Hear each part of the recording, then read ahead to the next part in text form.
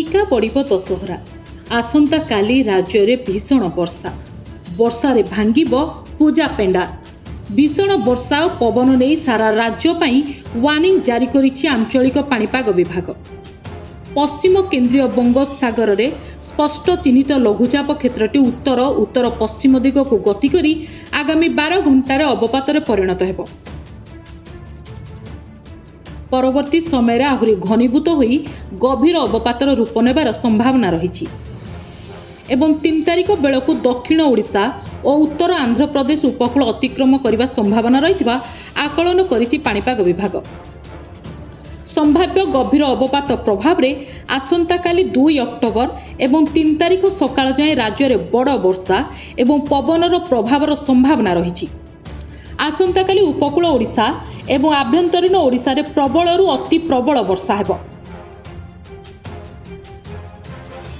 पुरी और जगतसिंहपुर रे भीषण वर्षा सह पवन ने रेड अलर्ट जारी होइछि।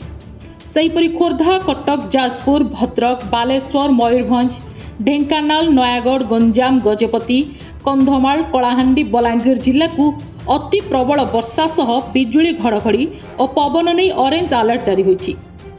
बाकी समस्त जिले में प्रबल वर्षा हेबा नहीं जारी होइछि येलो वार्निंग एवं 6 तारिख पर्यंत समुद्र अशांत थिबारु मत्स्यजीवी को समुद्र मना होइछि। वर्तमान पश्चिम केंद्रीय बंगोपसागर उपरे एक चिन्हित लघुचाप क्षेत्र माने वेलमार्क लो प्रेशर एरिया उपस्थित रही एवं यह सहित जड़ित घूर्णिबलय समुद्र पतन ठारू 9.6 किलोमीटर पर्यंत उच्चता पर्यंत लंबी आउ यह दक्षिण पश्चिम आड़ को ढली करी रही।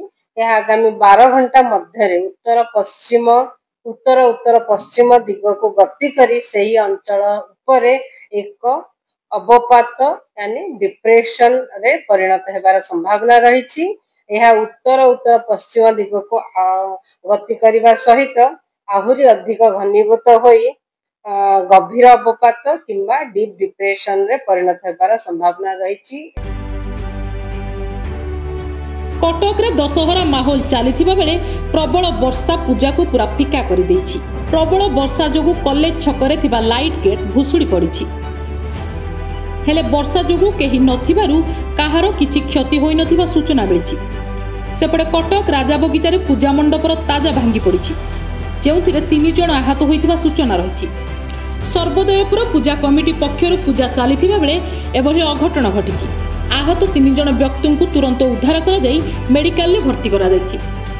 सेपटे ब्रह्मपुर रे लघुचाप जनित झिपझिप वर्षा दशहरा बाजार को पूरा फिका पकाई देछि।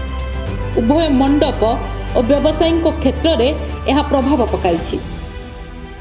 जिते बड़े आम ठिया समस्त मुख्यमंत्री अपेक्षा करी से समय जिते गाड़ीटा गोटे पिकअप गाड़ी गला पिकअप गाड़ी हुक लगिकी जहाद्वारा कि एपट साइड टाणी आम कैमेरा भी तदारख करके प्रशासन को भी जनइबा से गाड़ी प्रति एफआईआर भी दिज्व से गाड़ी घोषाड़ जिनस आप चाहिए देखिपारे आप तदारख करें कौन से रास्ता को न आम निजे से ठिया जो गाड़ी की घोषाड़ी जाए सागे सागे फोन कला गाड़ी घोषाड़ी पलैला भाई गेटा डाउन दशा समय जदि कौन से लघुचाप आसे बात्या आसे समस्त मन दुख थी कारण आम पूजा पूजा कर मन आशंका थाए केमी पूजा करूँ कौ प्रकार पूजा करूँ भयभीत था तत्सहित व्यवसाय वाले मैंने चिंता कर बेपार संख्या कमी जाए कहीं वर्षा बाहर व्यवसाय जिन किणे तत्सहित दूसरा समय मेढ़ बुलाया जो भक्त आसती से संख्या ह्रास हो जाए जो मैंने आसती ना आ भय लगुच आसंता काली दशहरा अच्छी जो वर्षा हम समय अच्छी बोले गोटे भक्त आसबेनि एत कष्टदायक पूजा कर काली बहुत भल वर्षा अच्छी बोले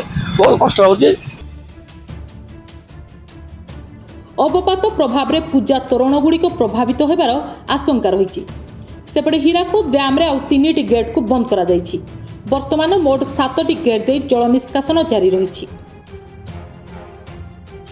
ब्रह्मपुर इतिश्री समापिका, कटक चित्तरंजन, भुवनेश्वर कैमरा पर्सन मानस नमिता पट्टनायक रिपोर्ट, नक्षत्र न्यूज।